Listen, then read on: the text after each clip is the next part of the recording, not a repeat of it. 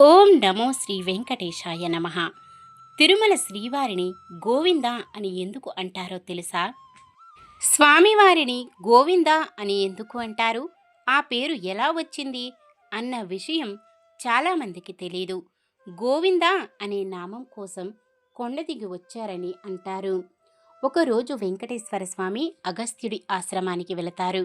నన్ను శ్రీనివాసుడు అంటారు. మీ ఆశ్రమంలో చాలా గోవులు ఉన్నాయి కదా, అందులో నాకు ఒకటి ఇవ్వు అంటారు. దానికి సంతోషించిన ఆ మహాముని, స్వామి, నీకు ఇవ్వడానికి నాకేమీ అభ్యంతరం లేదు, కానీ మన వేదాల ప్రకారం ధర్మపత్ని లేనిదే గోదానం చేయకూడదని అంటారు. కాబట్టి స్వామి, మీ సతిని తీసుకొని మరోసారి ఈ ఆశ్రమానికి రాగలరు అంటారు. అలాగే అని స్వామివారు కూడా వెళతారు. అయితే అదును చూసుకుని స్వామివారు ఆశ్రమంలో అగస్త్యముని లేని సమయంలో పద్మావతి అమ్మవారిని తీసుకుని ఆశ్రమానికి వెళతారు. ఆ సమయములో అగస్త్యముని శిష్యుడు ఉంటాడు. అప్పుడు వెంకటేశ్వర స్వామి, మీ గురువుగారు నాకు గోవుని ఇస్తాను, సమేతంగా రావాలని అన్నారు. అదేవిధంగా వచ్చాను, మరి నాకు గోవుని ఇవ్వవు అని స్వామివారు శిష్యుడిని అంటారు.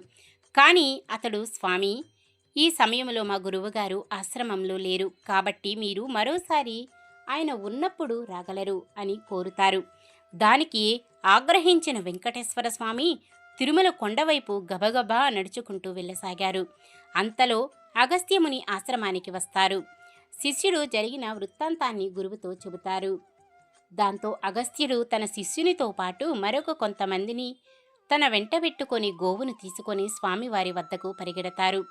వెంకటేశ్వర స్వామిని కొద్ది దూరంలో చూసి స్వామి అని గట్టిగా పిలుస్తారు. ఆయన ఆగ్రహంతో స్వామి పలకరు. మళ్ళీ వారు గోవా విందా అని అంటారు.